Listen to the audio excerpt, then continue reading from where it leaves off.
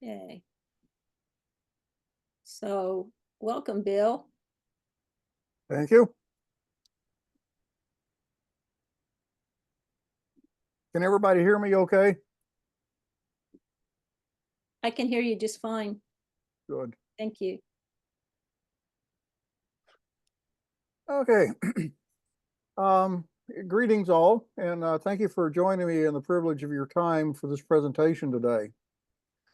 In January, last January, I delivered a presentation on Capra and Louisi, the systems view of life. In that presentation, I addressed how the systems view applied to the Baha'i faith, and particularly how the ideas presented by the authors might apply to the mission of this agricultural working group. And that came out of another reading group, working group, reading group. During that talk, I mentioned that I had been involved in transition towns and have been kindly asked to speak about it today. I believe it to be a continuation of points I was making earlier in the year. The question before us today is, what is transition towns and what makes it worthwhile to the Baha'i idea of tillage of the soil? I've been involved with transition towns for going on 16 years. My transition center organization has covered a lot of ground in that time. Consequently, my topic will begin with the transition towns movement and continue to programs offered by Transition Center, which are related. I will conclude by picking up on Paul Hanley's recently published book, Audacia. So in brief, the points I'm going to look at is background, transition towns, and transition center. 3 transition center programs, one being new transition towns, rural resilient hub, and the community university. I'm going to get into how this relates to Baha'i agrarianism, which is where Hanley comes in, and try to bring the threads together. So there will be time afterwards for Q&A. I have sent Don a paper. The details of this presentation will be found there, so hopefully you don't have to take any notes. So getting into Transition Town, it was formally established in 2006 by Rob Hopkins in Totnes, UK. Hopkins is a permaculture leader, and the transition model is based on its ecological principles. The idea took root in the UK. In 2008, Hopkins published the Transition Handbook, and a couple of his colleagues developed a training program. Interest in the program grew worldwide. At one point, 40 countries and 2,000 local groups, was just in a matter of years. What made transition towns attractive? First, it is grassroots, bottom up. It requires only a small group to start, no money, no complex agreement, and it is a comprehensive and holistic approach. It is systems-based. In short, it is organic. The seed is planted, awareness is raised, community conversations started, and step by step, it can lead to a comprehensive local sustainability plan with which local government, education, business, and nonprofits can become engaged.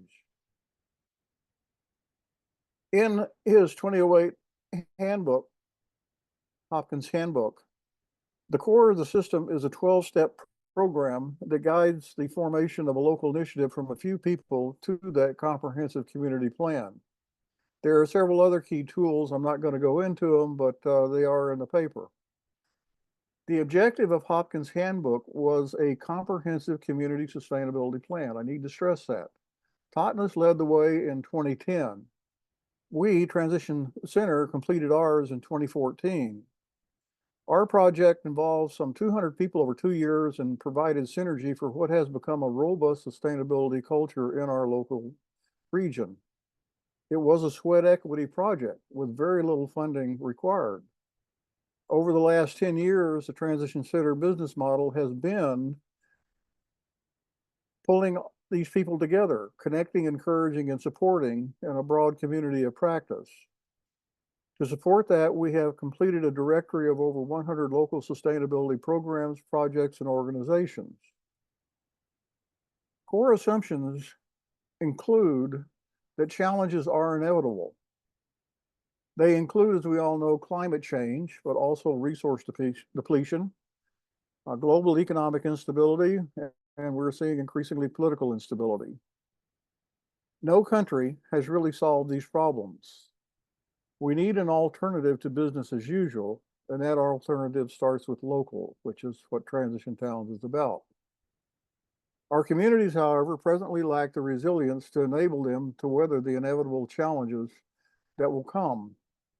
We must act collectively, and it's urgent. We must act now by unleashing the collective genius of those around us to design our resiliency response creatively and proactively. In that way, we can build ways of living that are more connected, more enriching, and that recognize the biological limits of our planet. The transition movement has evolved.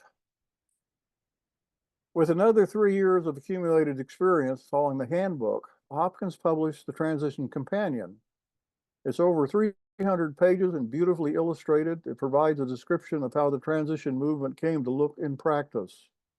The book is in 5 parts that cover the spectrum of development of a local initiative, starting out, deepening, connecting, building, and daring to dream.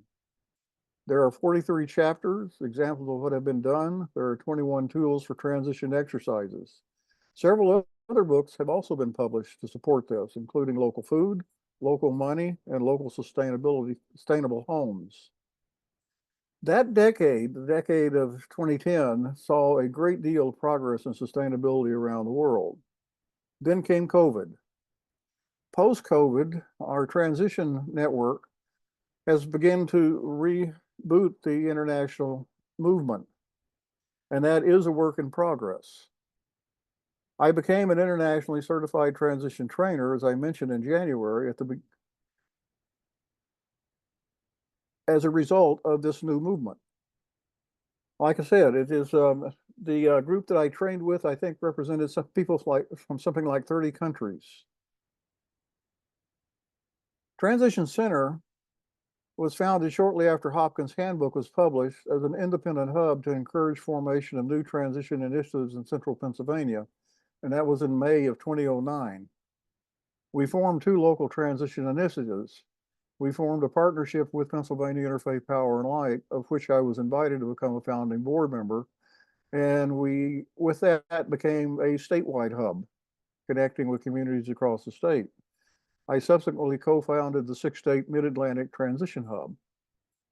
The mission of Transition Center is to promote and develop an integral design for strong, local, human-scaled, self-sufficient, and sustainable economies and communities that have the resiliency not only to overcome the inevitable challenges arising from the economic uncertainty, climate instability, resource depletion, and other inevitable changes, but to thrive. The vision is resilient communities building on local resources and regenerative economic development. Our tagline just happens to be prosperity and quality of life. In my paper, you will find descriptions of Transition Center programs and practices. Transition Center provides a multi-tiered approach to developing local community resiliency programs.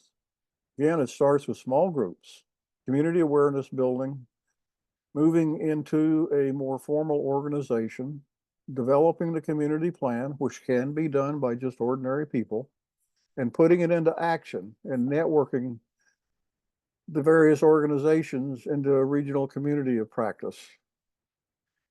Transition Center has continued to evolve. An important change for us came towards the end of the decade, around 2019.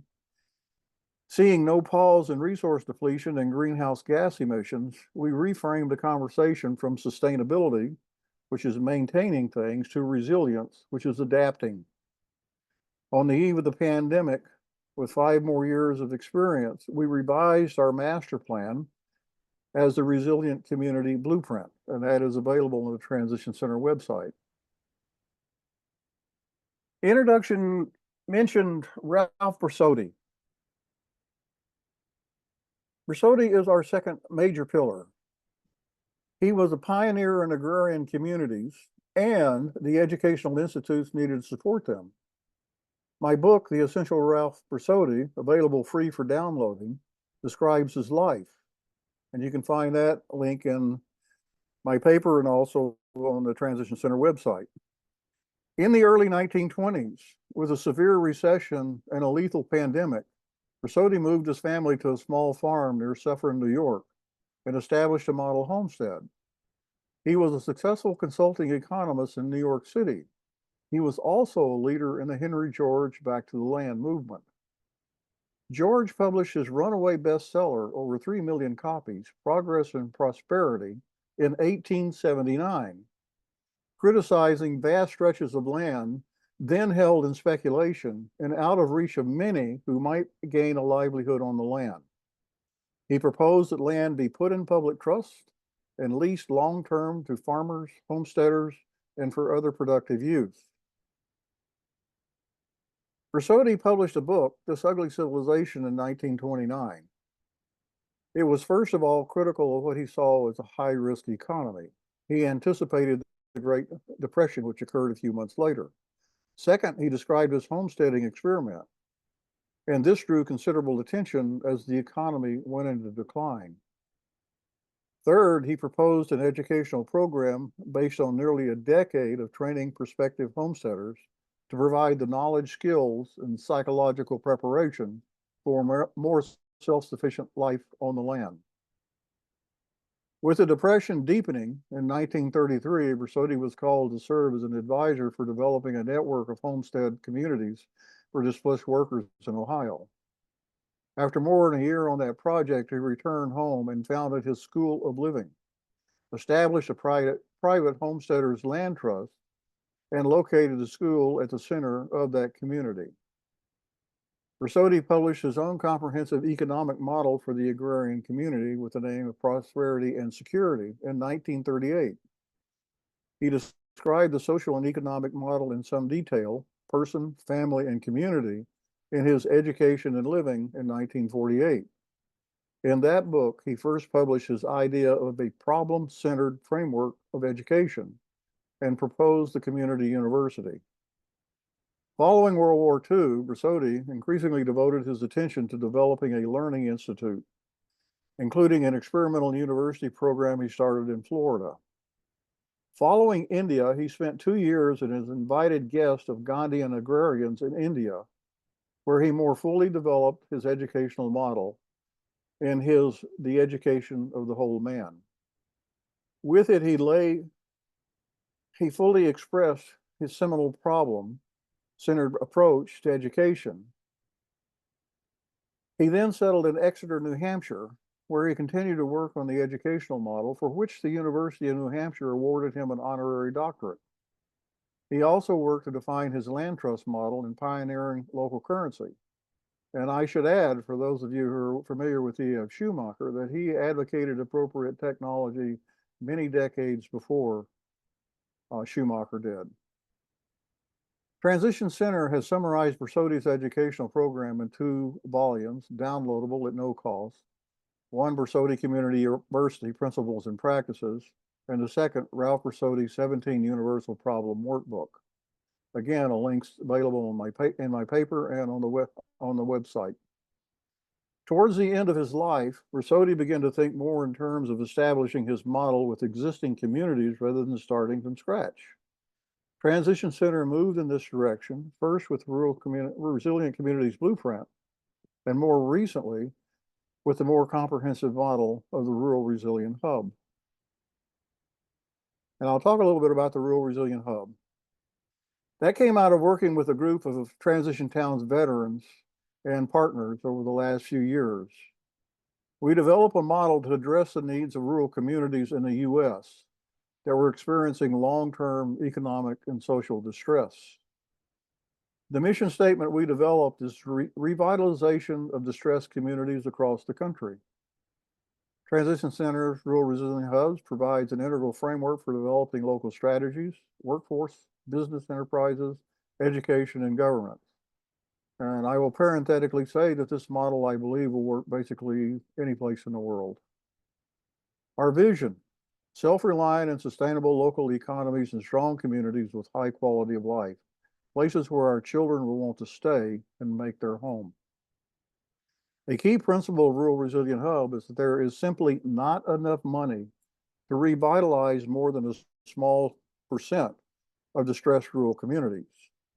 And unfortunately, the funds tend towards the higher end communities with the administrative capacity to write the grants and manage the projects. The Transition Center Rural Resilient Hub is a social enterprise model. It seeks to pay its own way. It keeps revenue in the community for reinvestment. Social enterprise is an acknowledged alternative to both government and nonprofit programs. The Rural Resilient Hub model includes a Borsodi-inspired community university that imports the knowledge and skills needed to support its community.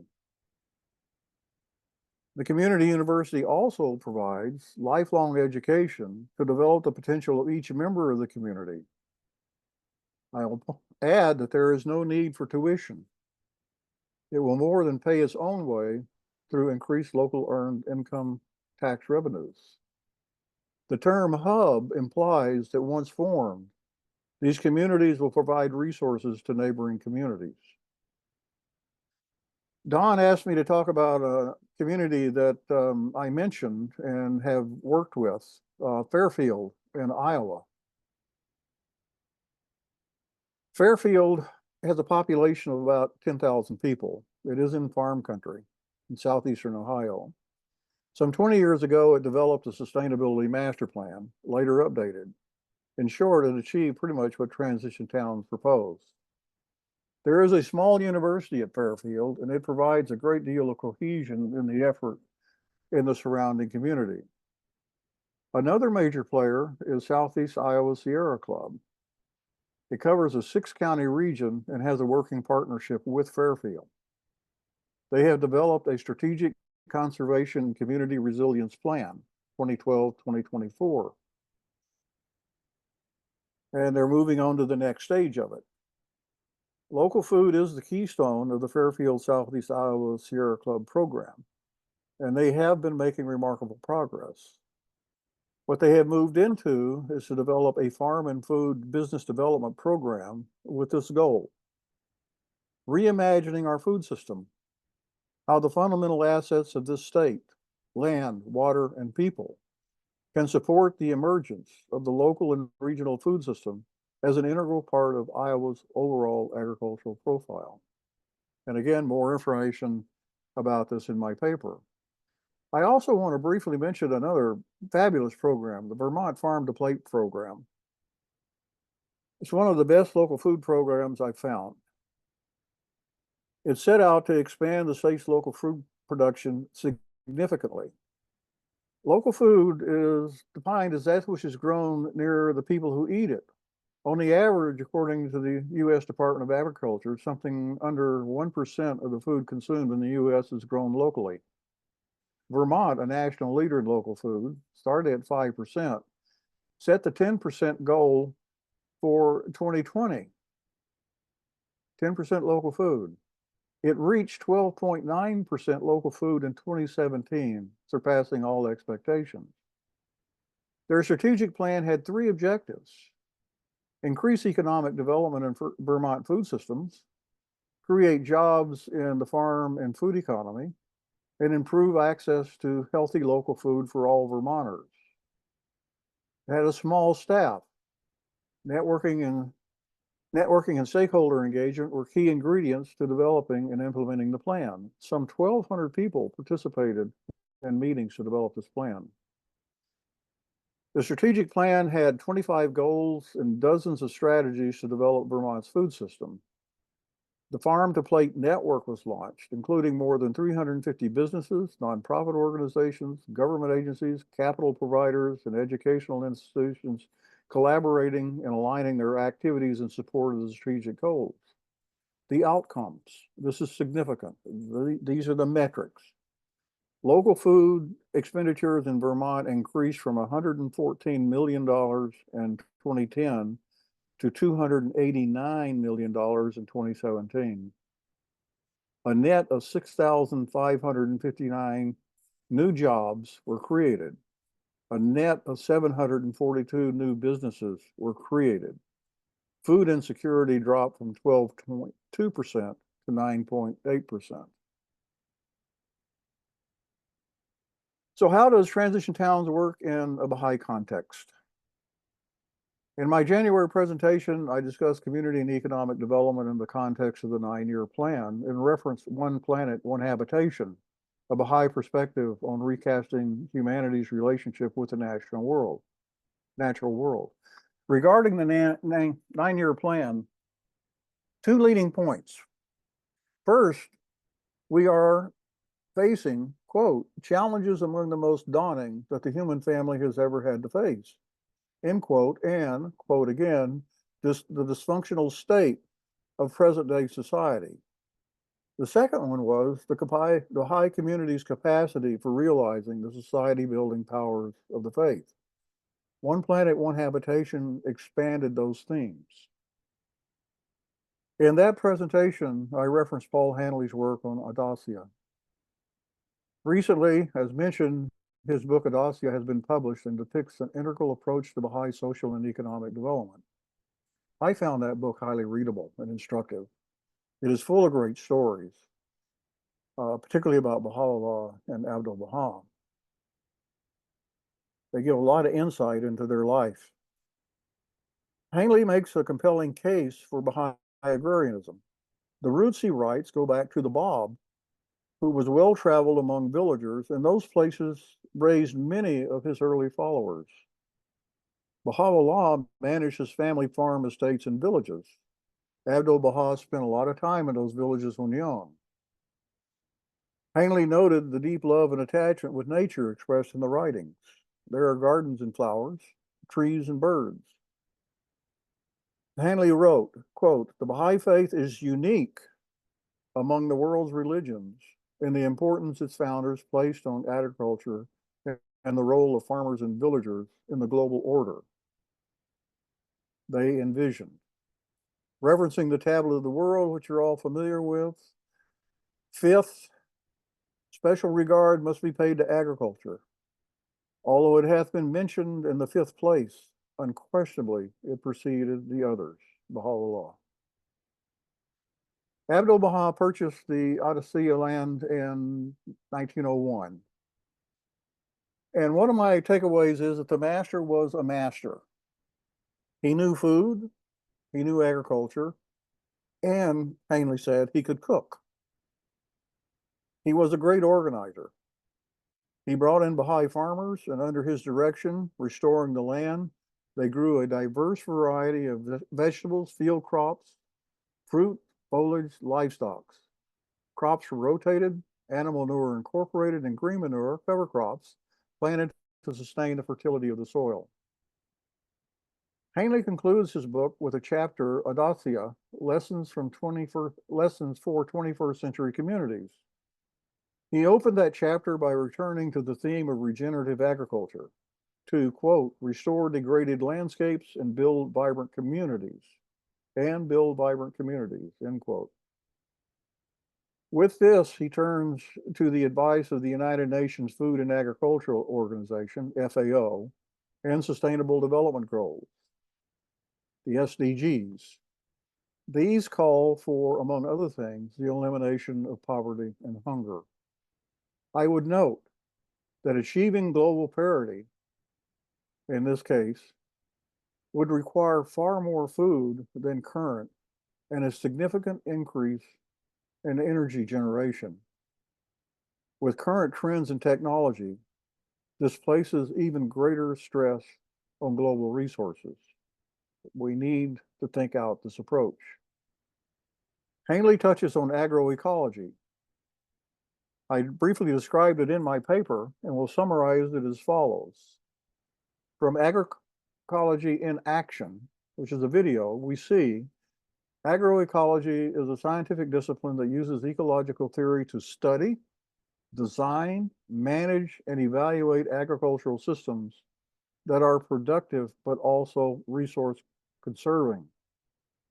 A crucial part of agroecology, it embraces the human element, the formation of resilient human communities. And this is central to Transition Towns and Borsodi's model. Again, there is more about this in my paper. The objective, as I see it, is rural revitalization.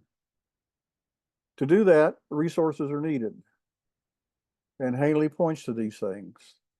A land trust, in my opinion, is an option for mortgage-free tenure. Hangley mentions regenerative agriculture to improve productivity and ensure the sustainability of the environment. Local materials and sweat equity, as they were in Audacia, can raise and restore the built environment. Crafts and all-farm employment bring money into the community. Sales of surplus crops, goods, and services also bring in revenue. And again, that revenue sticks in the community. A learning institution is required to provide skills, general and spiritual education. The community is self-serving. Basic social services is provided by community members. This was Audacia. Hanley noted he, Abdu'l-Baha, gave practical examples and, quoting Hanley, he also provided foundational ideas for a system that farmers could use to achieve the utmost welfare and well-being through a village institution, end quote. It starts in the village, spreads to the cities, and then to the world. This close, independent effort does synergize community.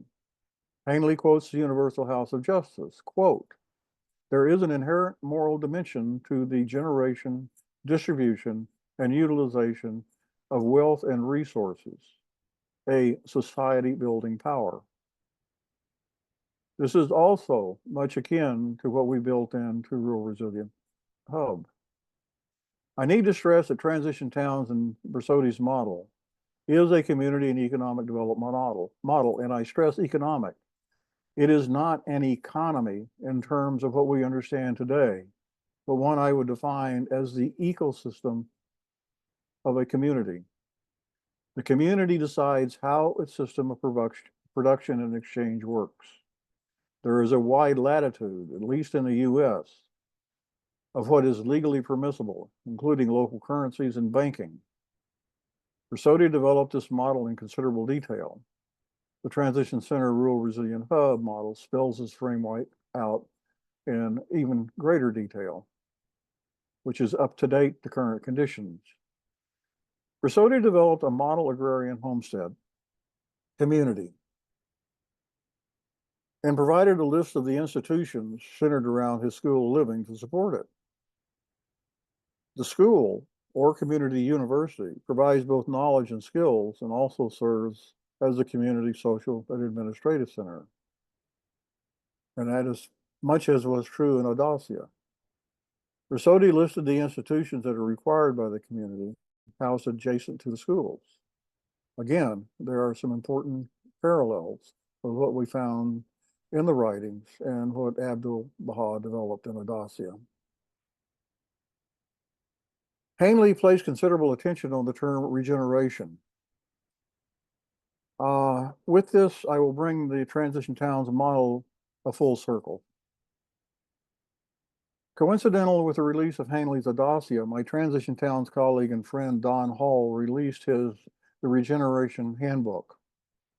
With it, he takes the evolution of the transition model another step, and using the 5 stages I mentioned in Hopkins' The Transition Companion, develops it. Don, I should note, and I think this is important, is a millennial. I believe his book will appeal to youth. The pattern of development of initiative takes the form of a U, derived from Otto Scharmer's theory U. The key to this model is that you must move step by step. Don depicts the 5 stages taken from the Transition Companion and updated in his book, and provides a graphic model, a road winding across the landscape, steadily climbing to ever higher levels. Starting out, forming the initiating group. Deepening, the group seeks practical projects to engage people, the prototypes. Don worked in Sarasota and focused on local foods with the worthwhile objective of supplying the local food bank. Connecting, developing working relationships with other like-minded groups, organizations, and helping the community gain greater focus. Transition Center, as mentioned, developed this type of network, and we produced a directory. Building. Once things are established, scaling up into larger projects and daring to dream. How does transition towns become a global phenomenon? And that is by building a lot of them and connecting them. Don develops these points in a sequence of chapter. Okay, I'm going to try to bring it together a little bit. Transition Center, as outlined above, has a cluster of approaches to community regeneration. There is, first of all, New Transition Town, which provides a graduated program for initiating and developing a community's sustainability regenerative effort. Transition Towns is an entry wedge where people are found who want to take responsibility for the destiny of their community, a place, again, where their children can expect to prosper. It is a step-by-step approach to building capacity. It is, again, local, grassroots, focused on community, and engages youth. It starts with complex plan. It doesn't, excuse me, it doesn't start with complex planning, organization, government approvals, and funding. It starts with just a few people. It provides the program and basic resources to develop their program tier by tier in an organic fashion. It employs a sequence of stages leading to a comprehensive community and economic plan that gives the community the capacity to adapt to the pressing challenges of the time. It progressively enables the community to become less dependent on an uncertain global economy. It develops the community as an ecosystem: people, place, shared values, and mutual support. The Transition Center Rural Resilient Hub is a business model. RRH is drawn from a considerable research and from the experience of communities across the country. There's a tremendous literature on this, and I visited quite a few of them. It is a template for a prosperous and vibrant community with the capacity to, again, address the challenges we will face in the generations to come. The economic model is one of social enterprise. It is a model that retains revenues in the community for continued circular investment. Borsodi provides a broad base for how this might occur. He pioneered many innovations, formed organizations, and wrote extensively, and as I noted, including a comprehensive economic model. He laid the foundation of a learning institute, the community university, that exists solely to meet the needs of its community. Local food is the foundation of rural revitalization. I can put a period on that. There is a vast literature on the food system of research, programs, and plans. In short, we know the problem and we have the knowledge resources to deal with them. Government policy and funding are another matter, and it's often a matter of too little too late. The barriers to getting these through traditional programs is formidable. I know, I've worked with this. So there is stuff that we need to be done, like I said, starting from the grassroots. That is in Rural Resilient Hub. Transition Center is prepared to provide the support needed to initiate and develop community programs. Transition Center is non-sectarian, but draws on extensive interfaith experience and politically nonpartisan. We have no axe to grind. It addresses fundamental human needs and the things most people value: family, faith, and community. It is above all about building vibrant human community. The Village Agrarian Foundation provides a model for adapting to what will emerge in the coming decades.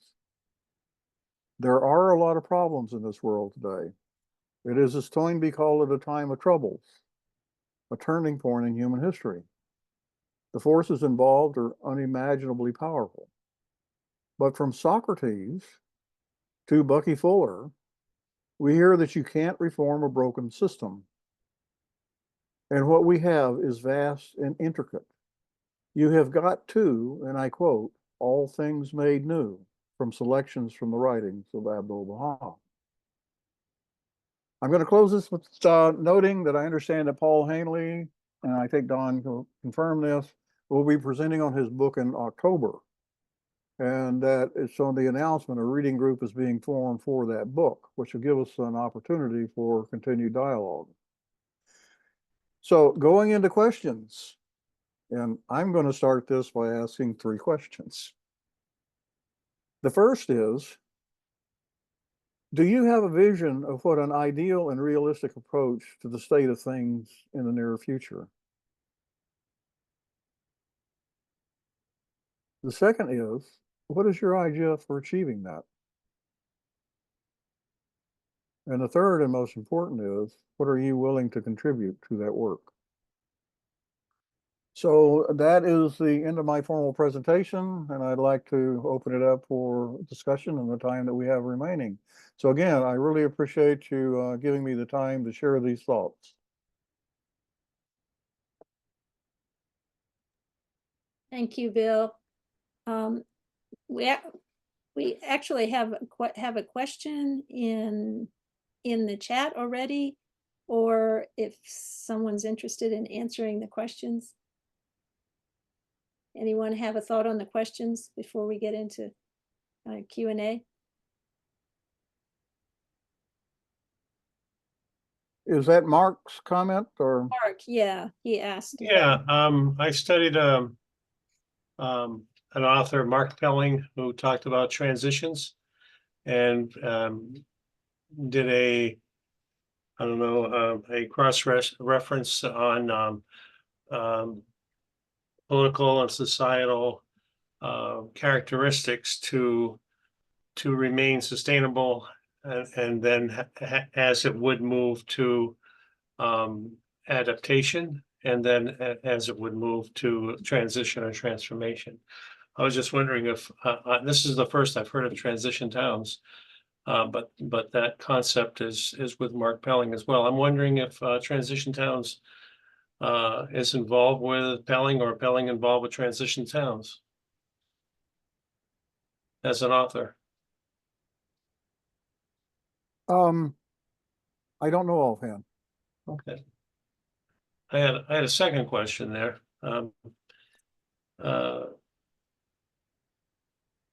Universal House of Justice has written a document saying that it's some time ago that the Baha'i faith has no official diet that with regard to animal protein and eating meat. And so Baha'is can eat meat if they so desire. And Elder Baha agreed. He said, you can eat meat if you need to, but he's purported to have said also that he believes society will eventually become a meatless or a plant-based society. Any thought to that? Yeah, I remember that. I remember him talking about that. Is that part of the transitions, or yeah, in rural farming areas? Well, yeah, and yeah, he does suggest that we could go to a more vegetarian diet. Now, how that will happen, I don't know. My transition center co-founder is a vegan. It is all vegetable, no animal products whatsoever, and there is a pretty substantial movement. In fact, when past President Bill Clinton came down with serious heart attack, he turned to a vegan diet. So there is a lot of benefits to it. The transition, to start with, the meat section of the agricultural industry is an incredible producer of greenhouse gas. It takes a lot of land to produce forage to make a pound of beef. It takes a heck of a lot of water. So while the economy is driven by this, the economics of a heavy meat diet, both economically and environmentally, it's just not a good equation. So if we could scale down to even a tenth of what we've got, it would make a significant impact on the environment. We don't need that much meat. How we scale out will occur over time. Baha'u'llah, in his letter to physicians, puts a great deal of emphasis on the food's role in our health, that the way we eat will become a major part of our health maintenance. And I think most of us probably have at least an intuitive sense of that. Thank you. Right. Anyone else have any thoughts?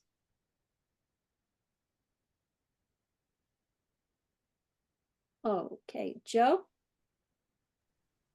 I just, I know people that are vegan. I'm flexitarian myself.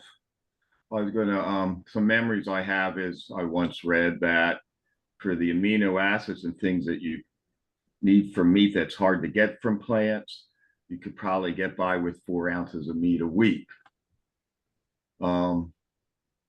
There's that alleged story from Abdul Baha where, people are going about not eating animals because they're sentient.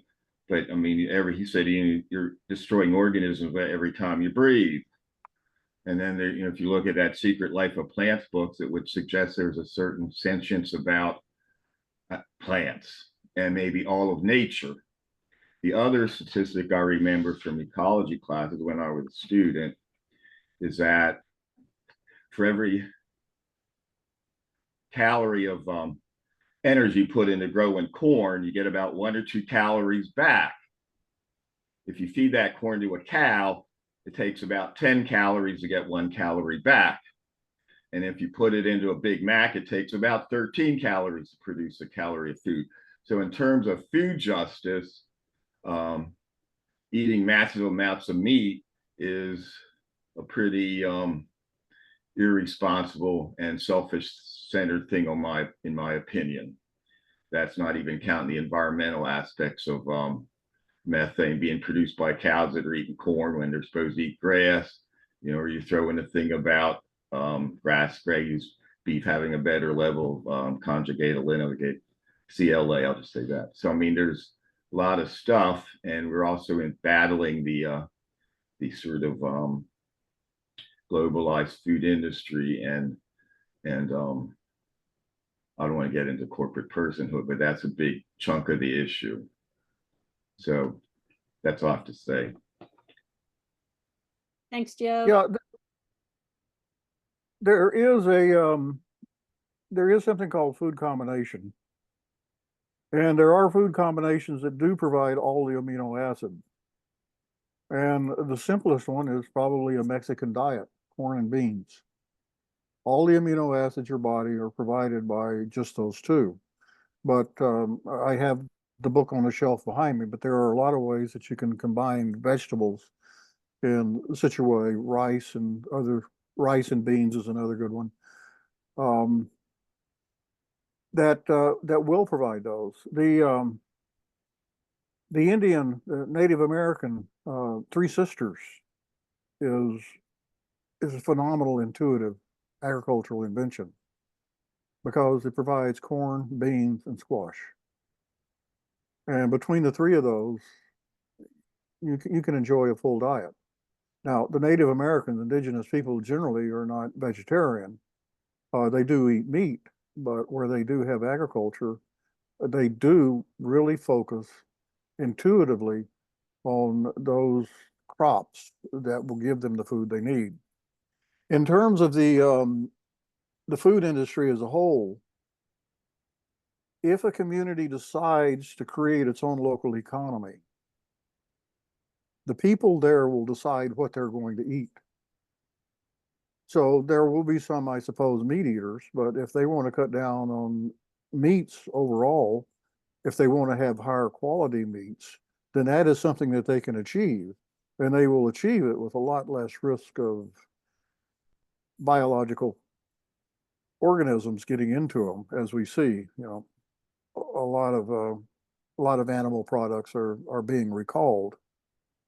So like I said, if you get into defining your economy locally, as Abdul Baha did in Audacia, and as the Jewish settlers were also doing as they were coming in, setting up there are various communities.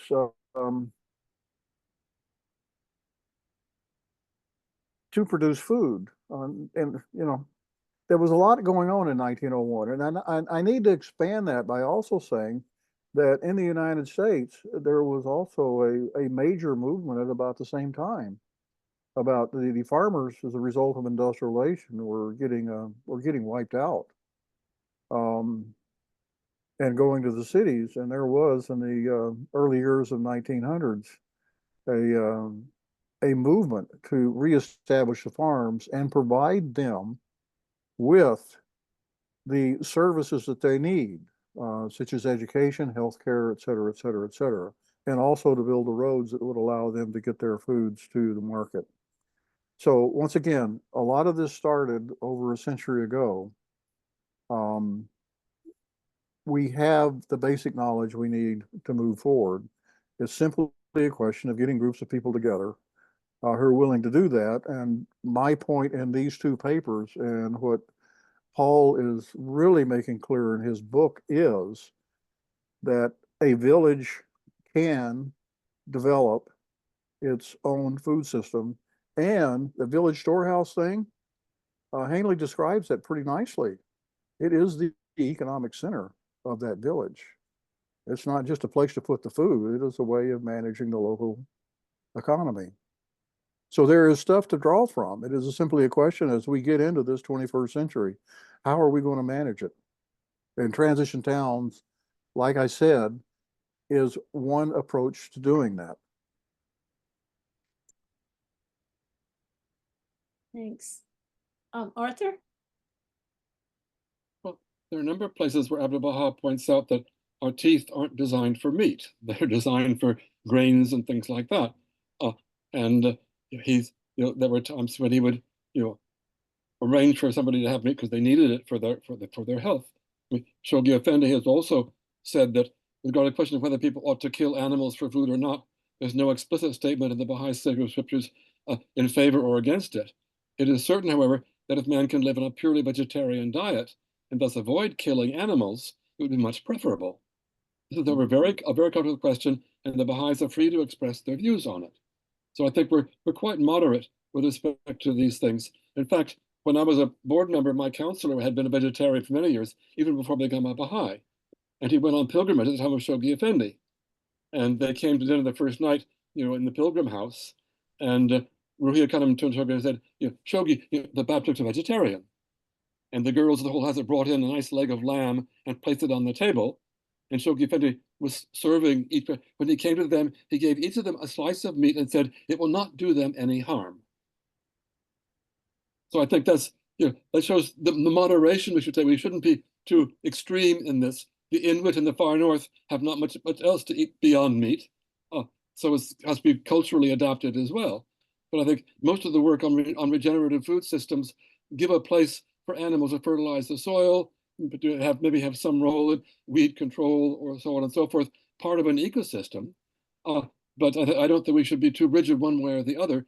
Each community has to find what is appropriate their own way forward for meeting their needs. But certainly, everything that we have suggests that we can do. We don't need meat in most cases, and therefore we shouldn't be rigid about this. And we should be open to transition towns and all the other communities to find the best way forward as they get away from how we've been sold meat as the ideal food for the future and go back to something much more reasonable. Thank you. Yeah, thank you. Yeah. Going back to that, one of the things that animals provide is manure, social nutrients for the soil. But you can have animal protein products like milk and eggs without having to slaughter the animals. Again, it's not prohibited to eat meat. It's allowed. I think even hunting is allowed. But there are other ways to get to animal products. And a curious little thread on this is to get animal manure. There is a strong argument for going back to plowing with horses and oxen. And part of what that does is that while that corn, a lot of that corn does go into animal feed, and animals were not designed to eat corn. They were more designed to eat grasses.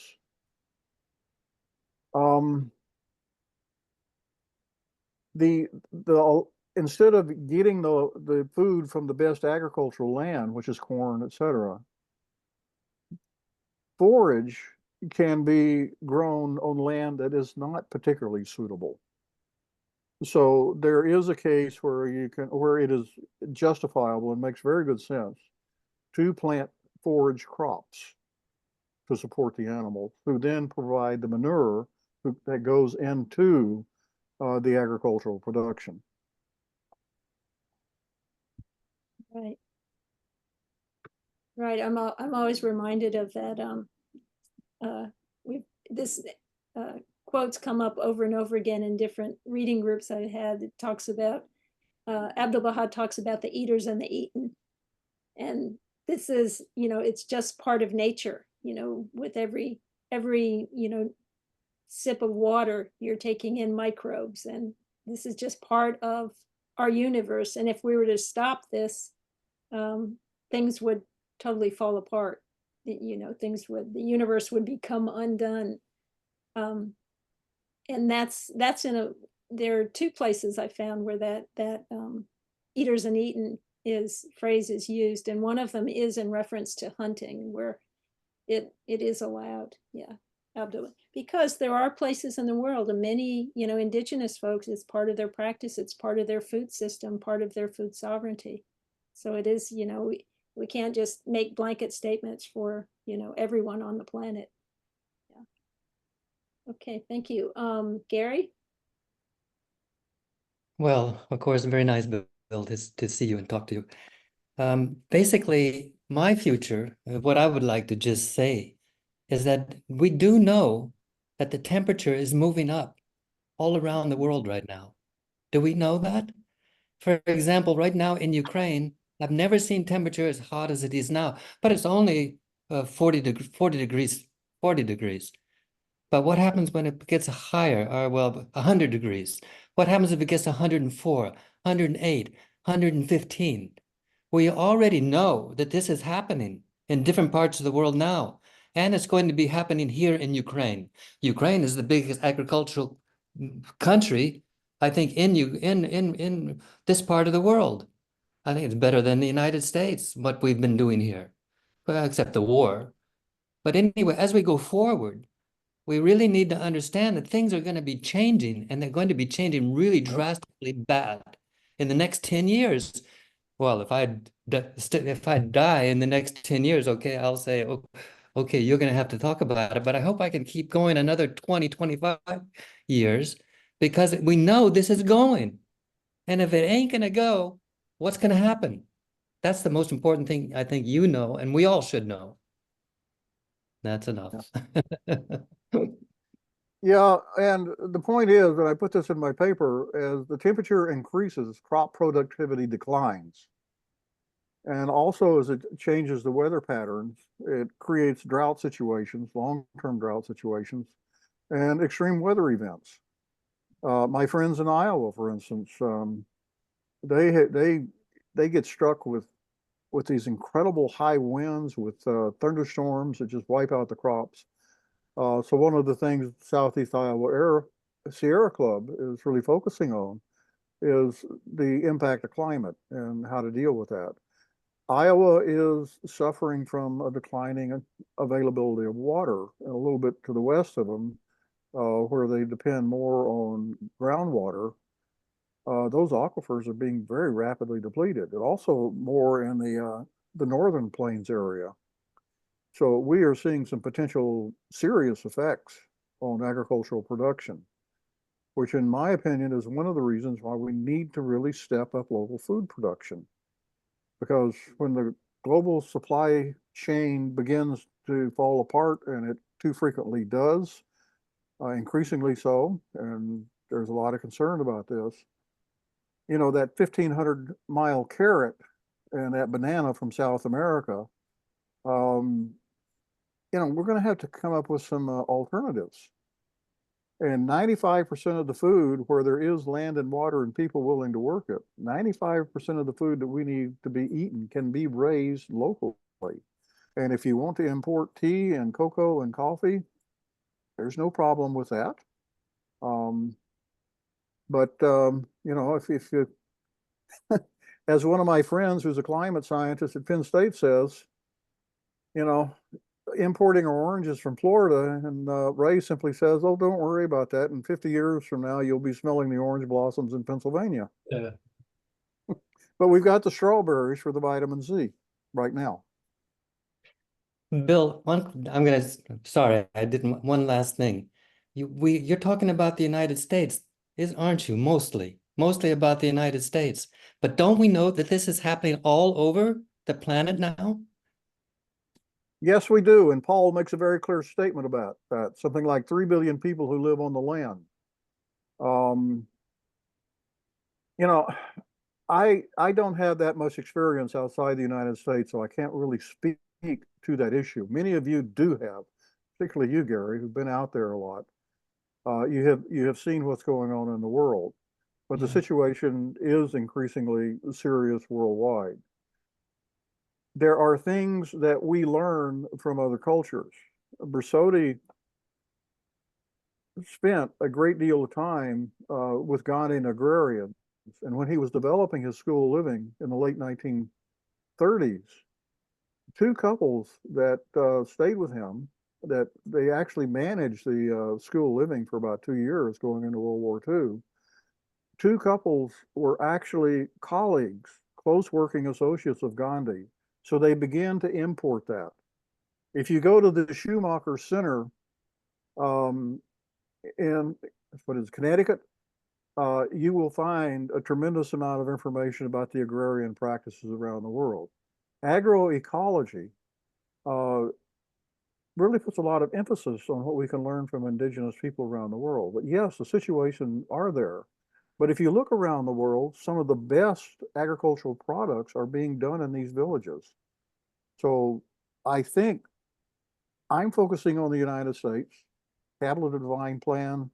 We get our act together, maybe we can help get the world's act together. But there is in this country, half of the rural communities are economically distressed.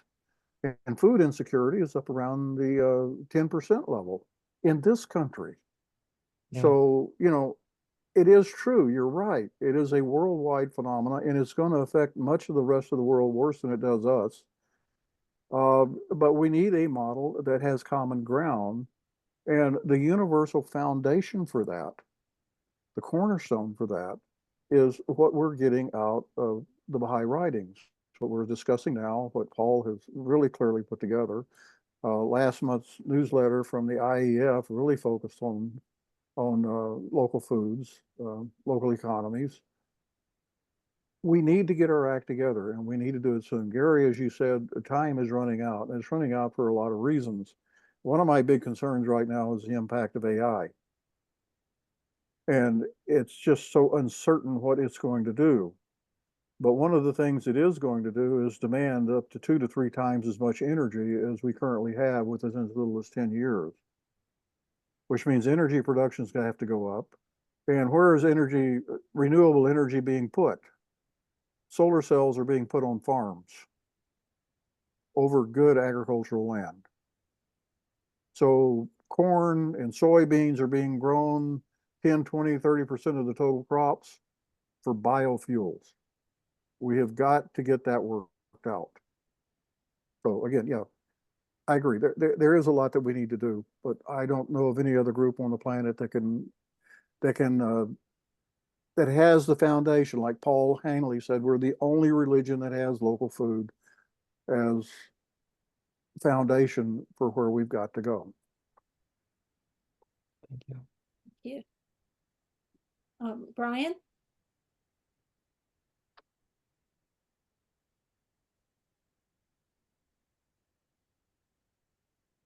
Yeah,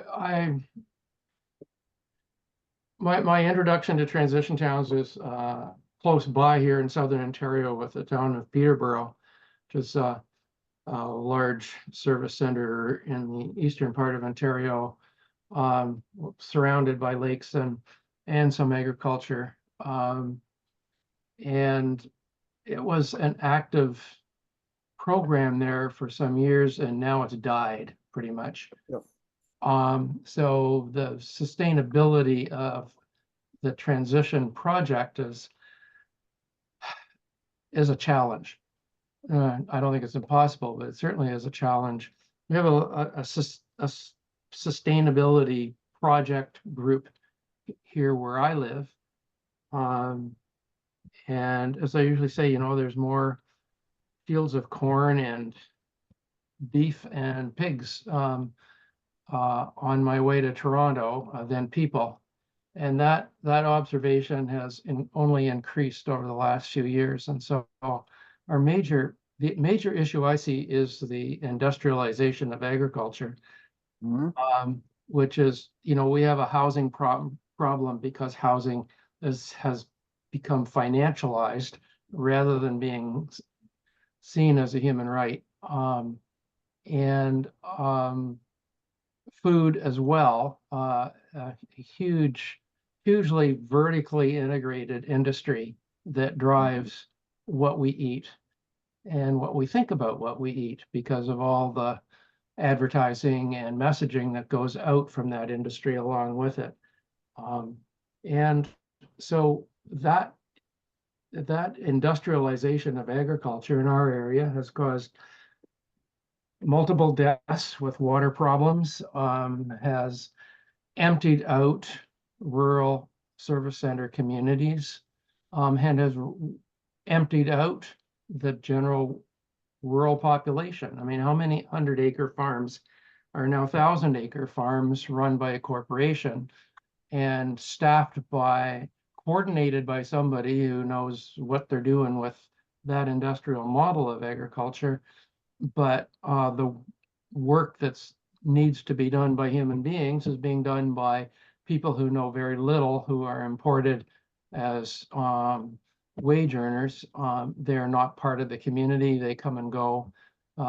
In our area, a lot of those people are up here because they're a temperate zone for only part of the year, and they're imported as foreign workers, mostly from the Caribbean, to do some work, and then they're gone again. So building a community is becoming more and more and more difficult in the rural areas, that we really lost the heart and soul of the family farm and the rural community that was the sort of activity center for the surrounding families on those farms. And that just increases the challenge. I mean, it's so much easier to do in poorer places. You know, I've done some work in Central America with Costa Rica and Honduras, where the PAS program is working very well. The one I have the most direct contact with the folks in Costa Rica, and they're sitting there in the middle of what used to be gorgeous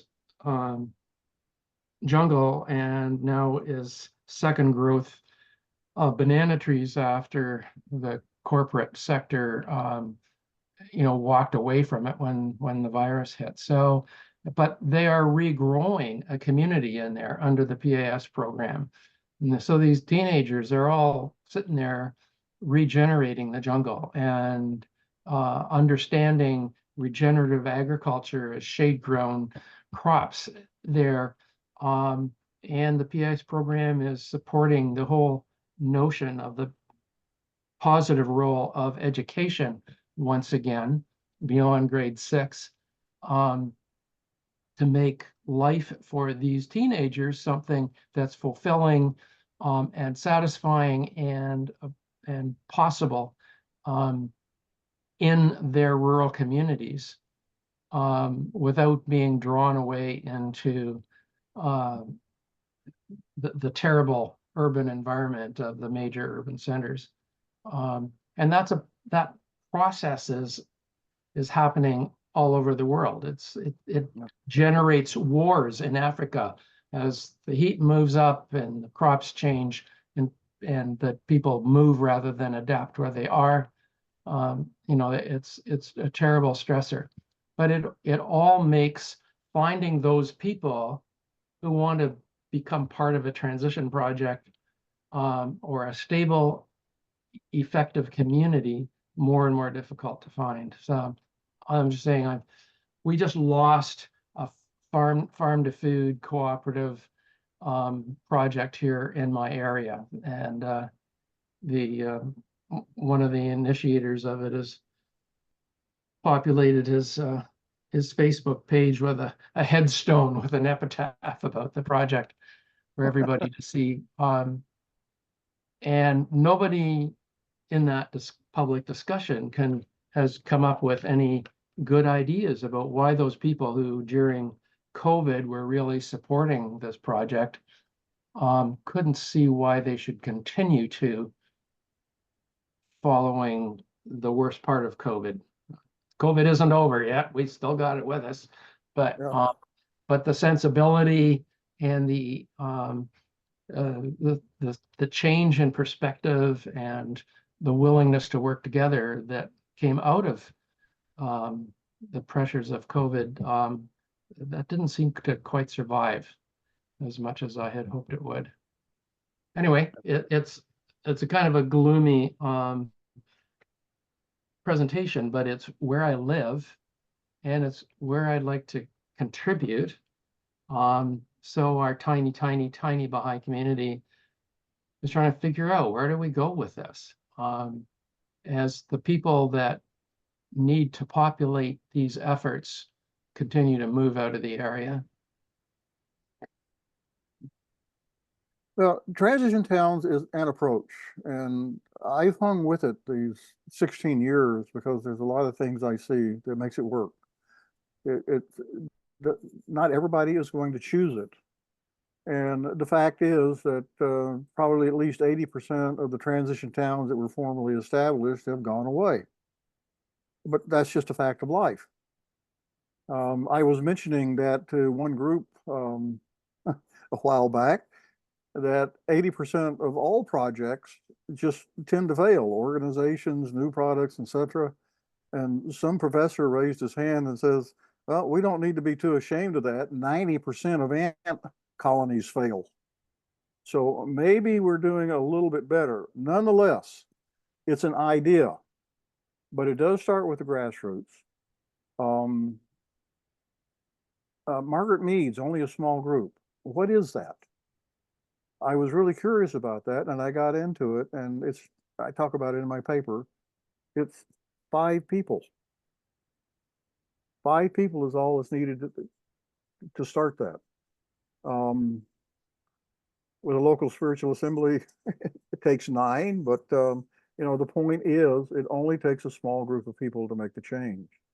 Now, something like Transition Towns, Rural Resilient Hub can be adopted by an existing local spiritual assembly, but there is going to have to be a group of people who are willing to do the work, who are motivated and inspired by it. Again, the whole transition network around the world, COVID just, you know, a lot of it just went away. But nonetheless, Don and I and some others have been working to try to reestablish it because we do see it as a promising model.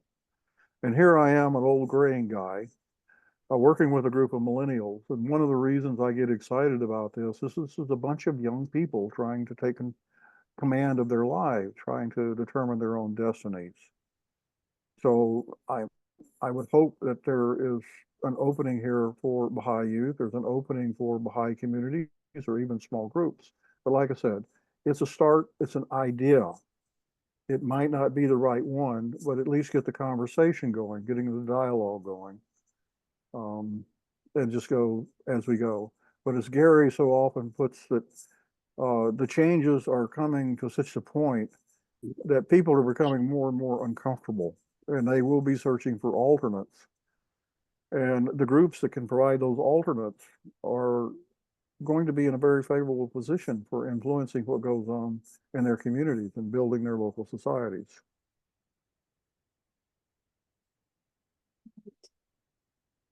Mark? You just answered a good deal of my next question. It was inevitable. We started talking about the process of transition towns, and we went down a lot of rabbit holes of different examples. We talked about farms and agriculture and environment, community development and collaboration and levels of collaboration, economic systems, public lands for lease, for farming, Baha'i principles at the local level. And in terms of the process, and then the process of transition towns by itself is an approach. Can you, of all the examples we touched upon, can you give an example of how transition towns would approach one of them towards a change? Give me your list again. Okay, well, these are the things we talked about. We just talked about farming, agriculture, the types of farming we're doing, plant-based, animal, corporate, and how it affects the environment, and we talked about community development at the local level, and we also talked about the varying degrees of collaboration, cycles of motivation within a project at a local level. We discussed the alternative economic systems, including public land being leased for farming. We talked about, and then you actually said, well, how about Baha'i principles applied at the local level? I think is the common denominator you're looking at, I think. And then you mentioned just now that this is an approach to these problems. Can you give an example of one of those problems that you would have this approach to, and what that would look like? I'm trying to get a better idea, a better understanding of what transition towns is and how it works. Okay. Well, once again, the emphasis, the drivers for transition towns are climate change and resource depletion, and particularly reducing our dependence on fossil fuels, which causes the climate change. Those are drivers. So that was where Rob Hopkins and friends began to aim to start with. How do we solve those problems? And his solution was to bring the economy back to a local level and to give it a strong agrarian base. Now, transition towns, and Don and I started out this way, transition towns was preceded in the United States by the Post-Carbon Institute relocalization network. And it started, I don't know, back 2005, something like that. But there were about 100 places in the United States that were beginning to look at developing more comprehensive local economies.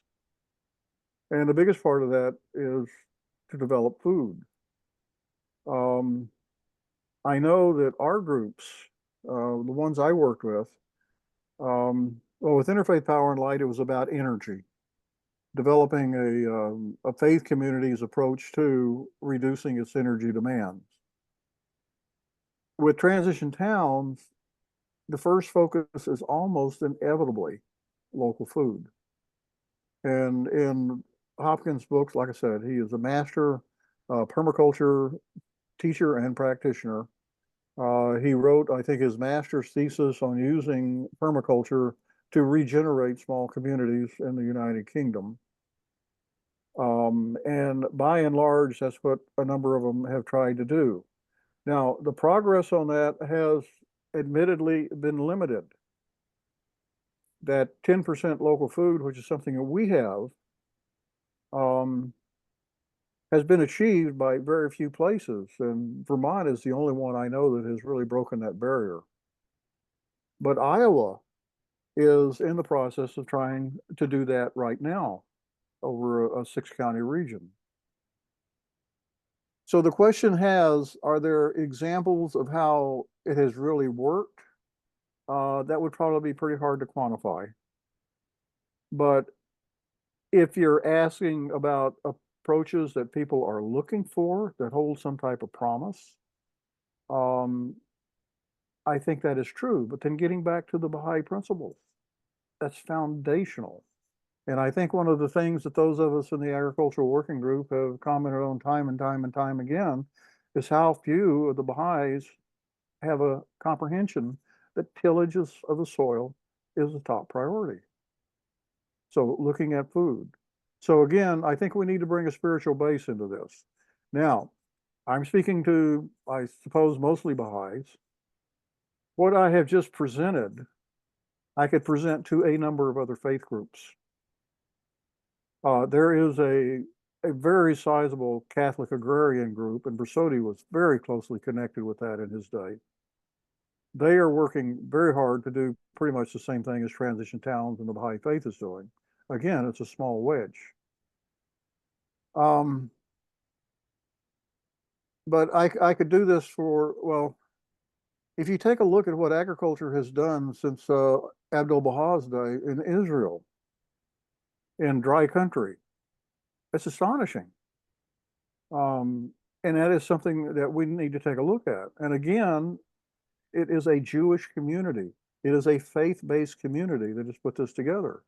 If you look at the history of the Mormons, it was achieving agricultural independence so that families would have what they needed, and that, including a stockpile of 2 years of food against any prospects of family, plus a very strong community association. So these are the little factors that, as we know, there's only a thin skim of those on a deep ocean. But I think what is happening with the 9-year plan and the context it is creating is to get this dialogue going and start understanding what the need is, the really pressing need is. And that we've got to commit, whether it's the Baha'is or anybody else who wants to talk about it, to finding solutions that work. So engaging in dialogue, that's where I said start. But if you can get 5 people together that agree, have a consensus on something to do, Margaret Mead was very correct. They can change the world, or at least their own community. Thanks. So we have just a few minutes left. We've got Neil.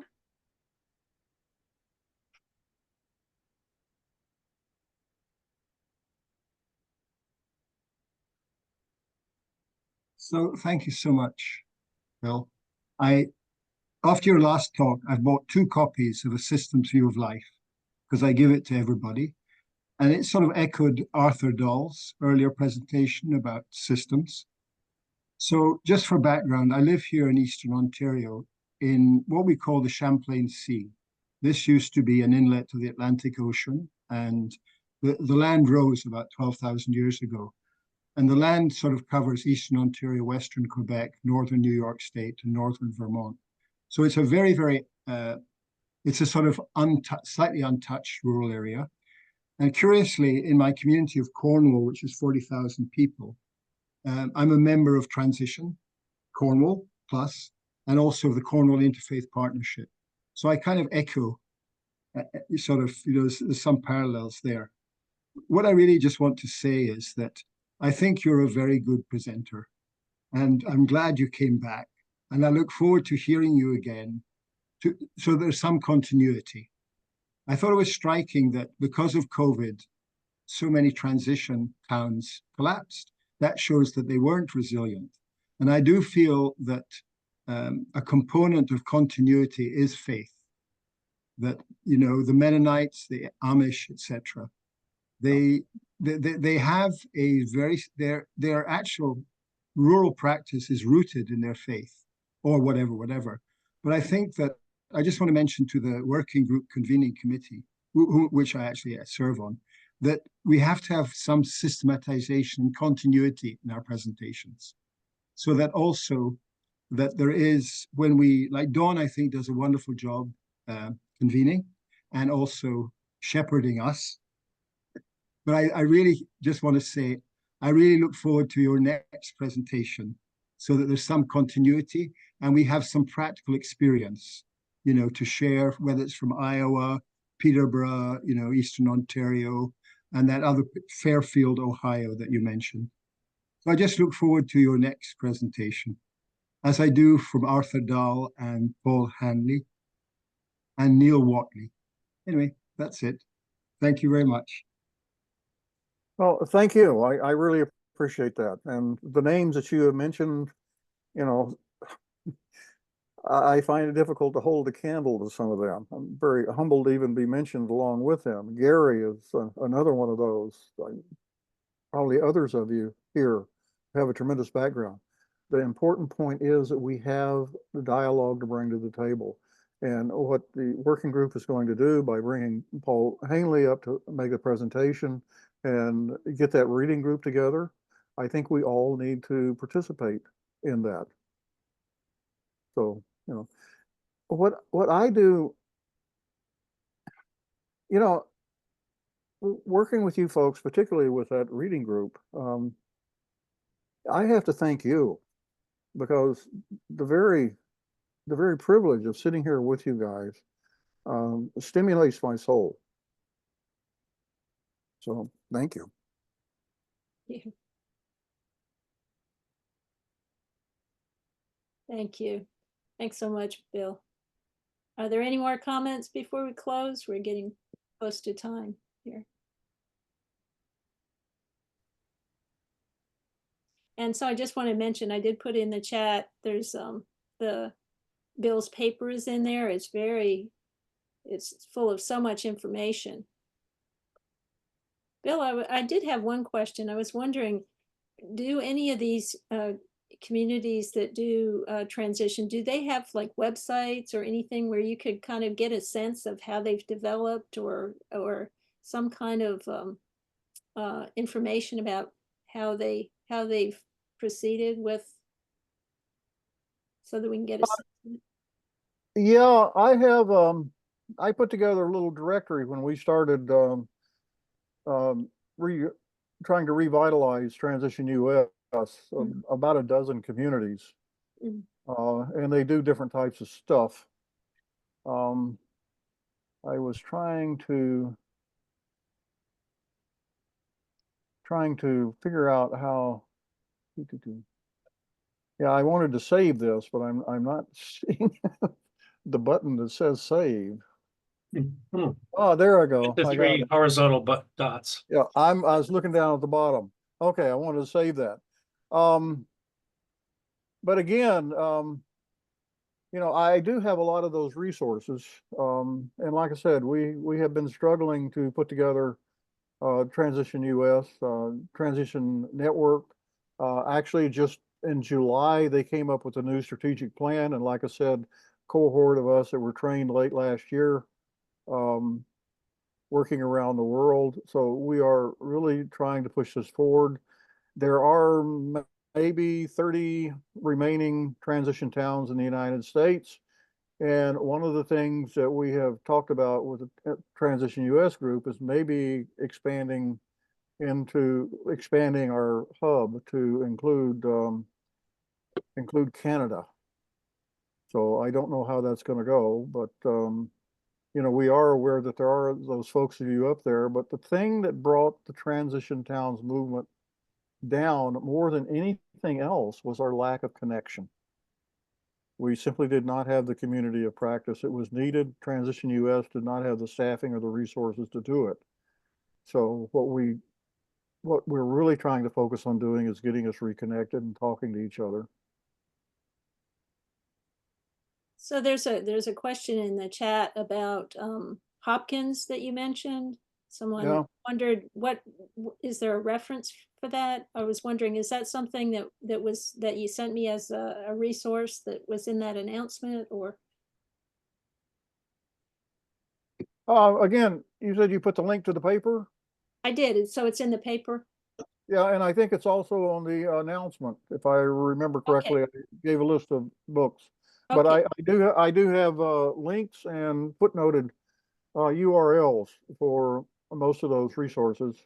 Okay. And like I said, anybody's got any questions that I can answer, you know, just get in touch with me at any time. Well, thank you. Well, thank Thanks, you all. everyone. Thank you so much, everyone. Great to see you all.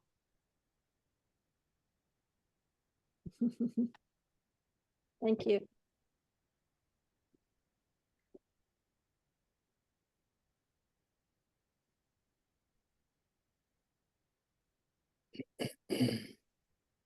Thank you, Don. Thank you. Thank you so much, Bill. My pleasure. Thanks, Bill. Nice job.